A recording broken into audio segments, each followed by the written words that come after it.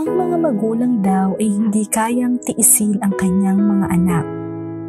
Kahit anong sama pa ng anak, ay magagawang patawarin ito ng isang ina.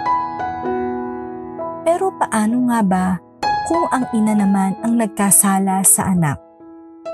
Magagawa rin ba niyang patawarin ito?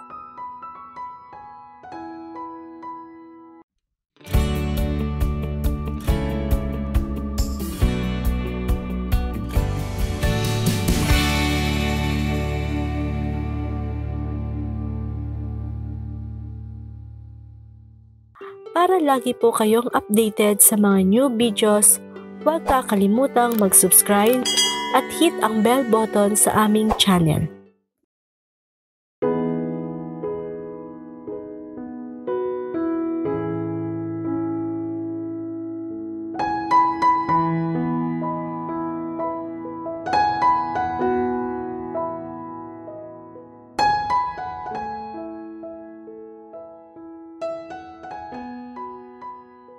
Ang mga magulang daw ay hindi kayang tiisin ang kanyang mga anak. Kahit anong sama pa ng anak, ay magagawang patawarin ito ng isang ina. Pero paano nga ba kung ang ina naman ang nagkasala sa anak? Magagawa rin ba niyang patawarin ito? Dear Moment of Romance, magandang gabi po sa lahat ng mga listeners ng inyong programa. Nais ko lang po ibahagi ang aking kwento, hindi para mahusgahan, pagkos ay kapulutan ng aral ng iba. Tago niyo na lang ako sa pangalang Beth. 19 years old, panganay sa 3 magkakapatid. Nakakahiyaman aminin, hindi ako naging isang mabuting anak sa aking ina. Simula kasi nang mag-teenager ako ay isa na akong pasaway na bata. Masyado kasi akong naapektuhan ng mga pangyayari sa buhay naming pamilya. Kaya sa pagiging pasaway ko na lang binaling ang sama ng loob ko noon sa mga magulang ko.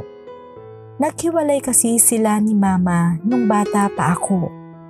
Sabi kasi ni mama, responsable daw si papa at batugan.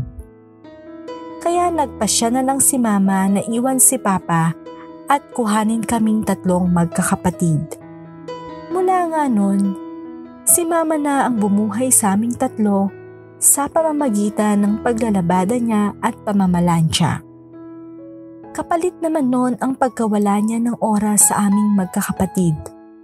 At dahil ako ang panganay, ako na ang nag-alaga sa mga nakababata kong kapatid kapag wala si mama. Simula naman nang maghiwalay sila papa at mama, hindi na sa amin nagparamdam pa si papa. Buhat kasi nang paalisin ito ni mama, hindi na rin ito bumalik pa sa bahay. Hanggang sa makatapos na rin ako ng elementary, ni dalaw o silip man lang sa amin ay hindi nagawa ni papa. Sa edad kong 13, natuto na akong uminom ng alak at manigarilyo.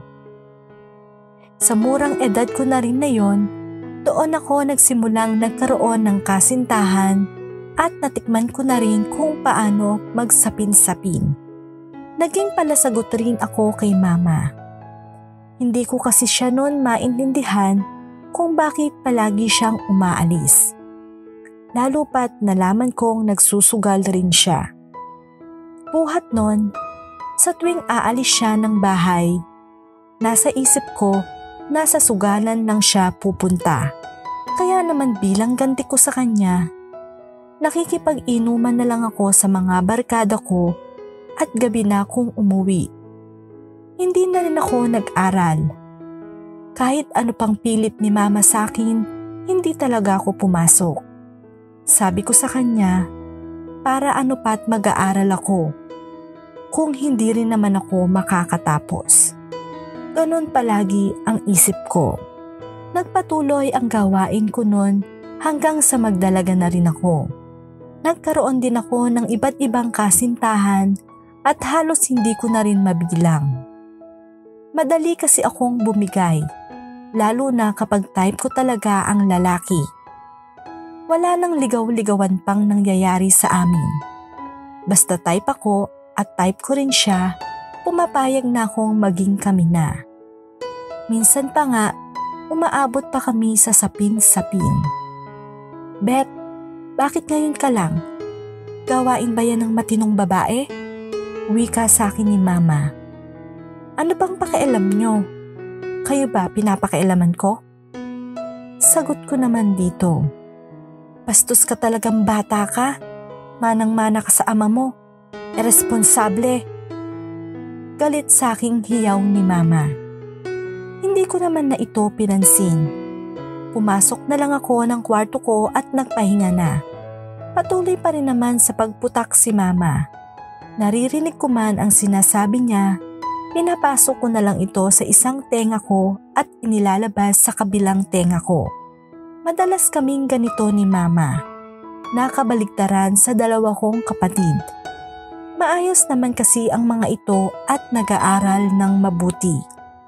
Ako lang talaga ang naging pasaway at matigas ang ulo.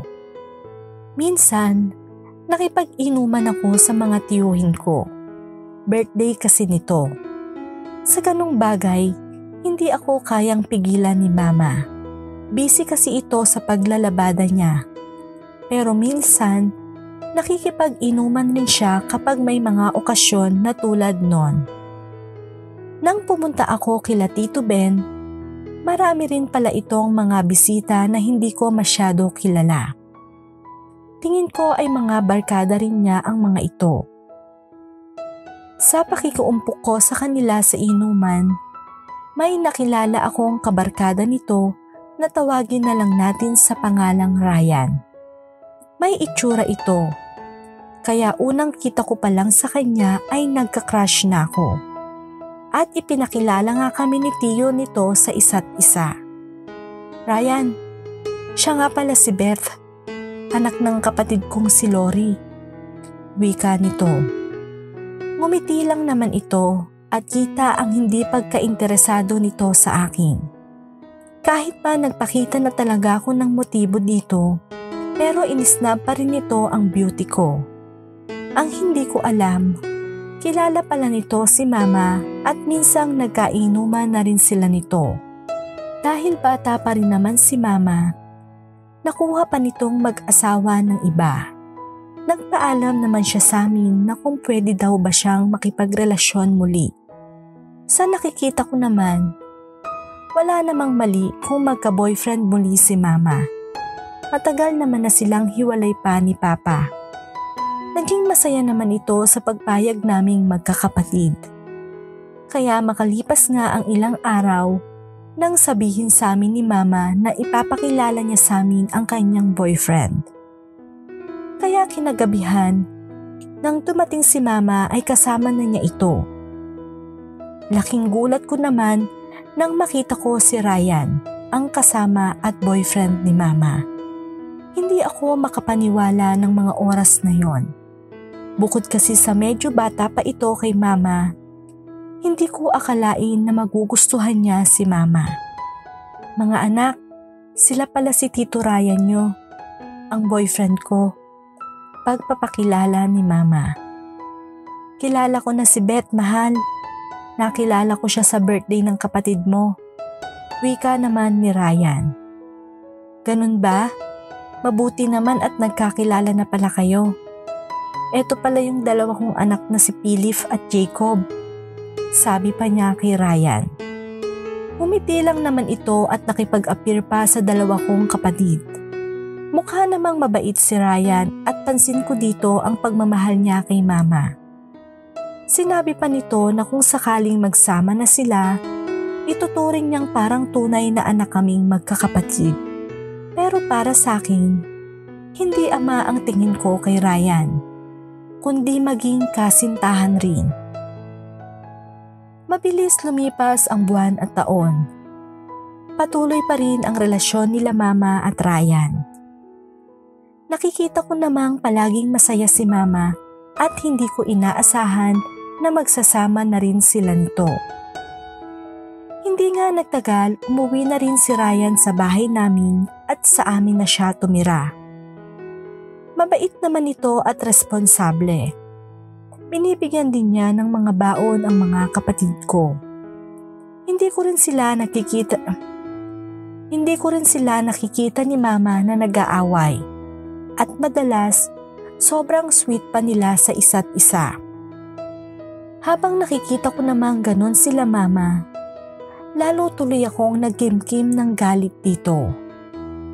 Kaya minsan, biniro ko pa si Mama ng, "Ingat ka Ma ha, baka mamaya maagaw ko na sa'yo si Tito Ryan." Hindi naman iyon pinansin ni Mama. Akala kasi niya biro lang talaga sa akin yon. Kaya naman ginawa kong akitin si Tito Ryan nang hindi napapansin ni Mama. Nagsusuot talaga ako ng maikling shorts at spagetting damit.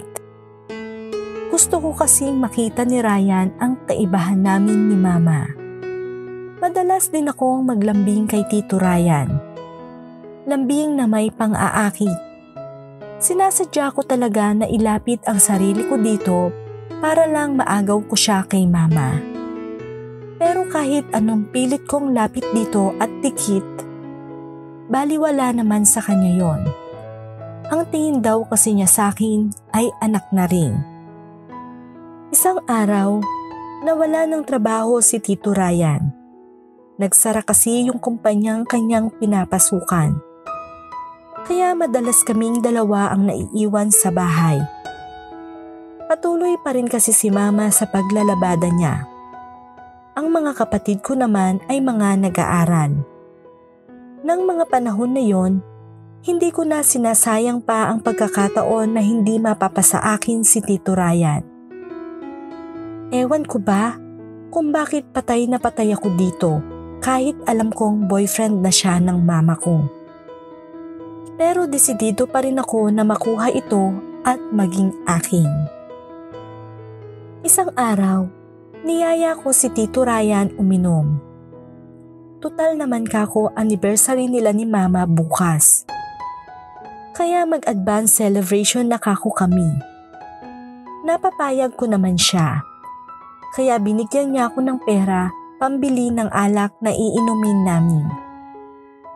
Pagkabili ko ng alak, agad ko na itong niyaya sa sala namin para doon na uminom. At habang umiinom naman kami, ay panay ang kwentuhan naming dalawa. Sa kakakwentuhan namin, hindi naman namin namalaya na naparami na ang inom namin at talagang tinamaan na kami pareho. Maya-maya ay nagpaalam itong iihi daw muna siya. Kaya tumayo ito at nagpunta na ng banyo. Pagpasok niya ng banyo, sinundan ko naman siya doon.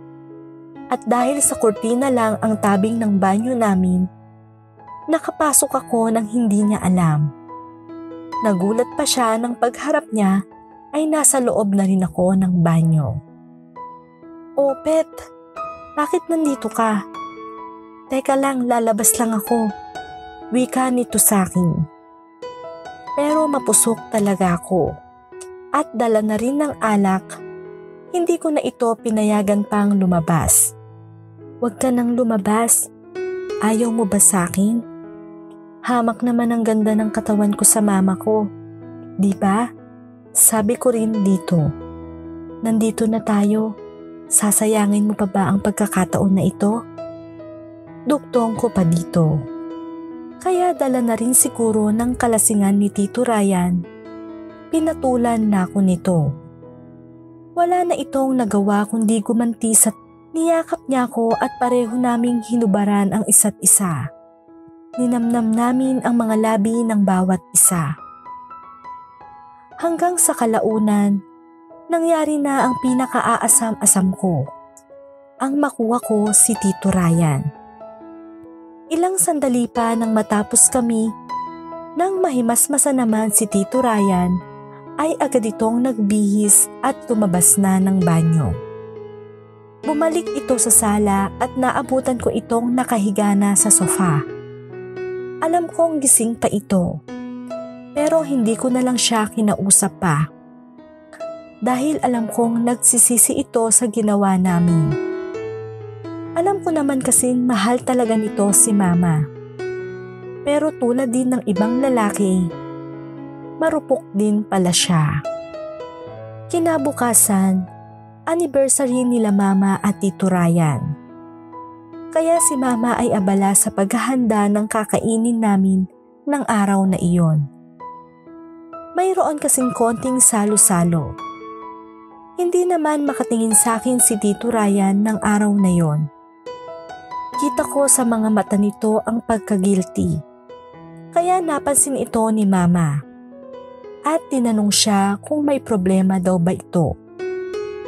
Narinig ko namang sinagot niya na wala daw. Medyo masama lang daw ang pakiramdam niya. Nang araw nga na iyon, lahat kami ay masaya. Pagkatapos ng kainan, may konti ring inuman. Panay pa rin ang lapit ko kay Tito Ryan na akala ko magiging akin na talaga ito ng tuluyan. Dahil nga sa may nangyari na sa amin. Pero kinabukasan, pagkatapos ng anniversary nila ni Mama, paggising ni Mama ay wala na si Tito Ryan. Dala nito ang lahat ng damit niya at may iniwan lang na sulat. Alam kong nagtataka si Mama kung bakit umalis si Tito Ryan. Maging ako rin naman ay nagtataka rin. Nang mabasa ni Mama ang sulat ni Tito Ryan, galit ang nakita ko dito. At nang lumapit ito sa akin, agad na lang akong pinagsasampal nito. Paano mo sa akin nagawa yon, Beth? Sana ibang lalaki na lang. Umiiyak na hiyaw nito. Ano ba yung pinagsasabi mo, Ma? Kunwaring tanong ko dito. Ibinigay nito ang sulat ni Tito Ryan sa akin. Nakasaad dito na humihingi siya ng tawad kay Mama dahil inamin nito na may nangyari nga sa aming dalawa.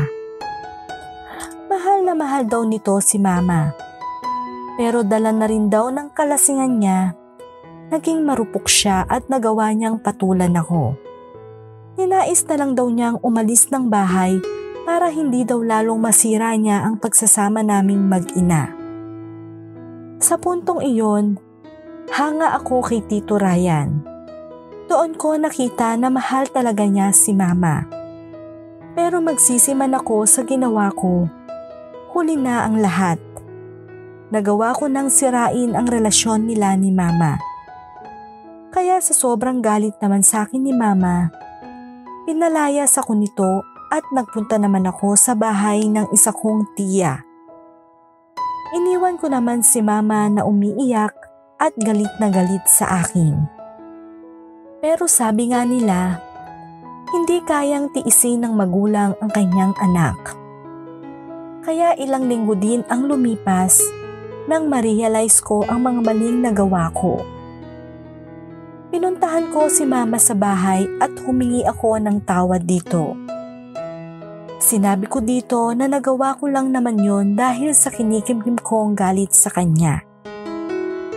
Nasa kabila ng kasiyahan niya sa pag-ibig ay napabayaan niya kaming magkakapatid. Sinabi ko pa dito ang pabalikin na niya si Tito Ryan at ako na lang ang aalis. Pero pinigilan niya ako. Sinabi nito na pinapatawad na niya ako sa mga maling nagawa ko. Humingi rin ito ng tawad sa akin sa kapabayaan din daw niya. Kaya nang sandaling iyon, nagkalabasan kami ng sama ng loob ni Mama at nagkapatawaran din. Pareho kaming humingi ng tawad sa isa't isa at nangakong magbabago na. Hinayaan na rin ni Mama si Tito Ryan at hindi na muling pinabalik pa. Wala na rin naman daw siyang tiwala pa dito. Nagpapasalamat naman ako dito at dahil sa nangyari sa amin, naging maayos kami ni Mama. Hanggang dito na lang po ang aking kwento. Sana po ay may napulot kayong aral sa istorya ko. Lubos na gumagalang, Beth.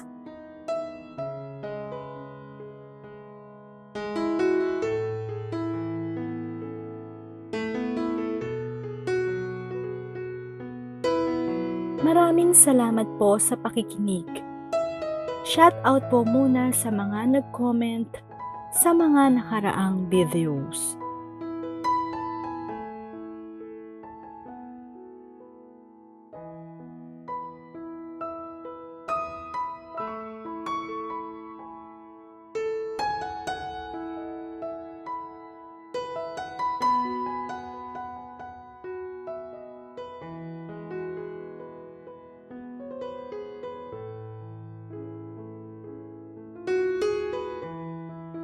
Sana po ay may napulot kayong aral sa story ng ating sender.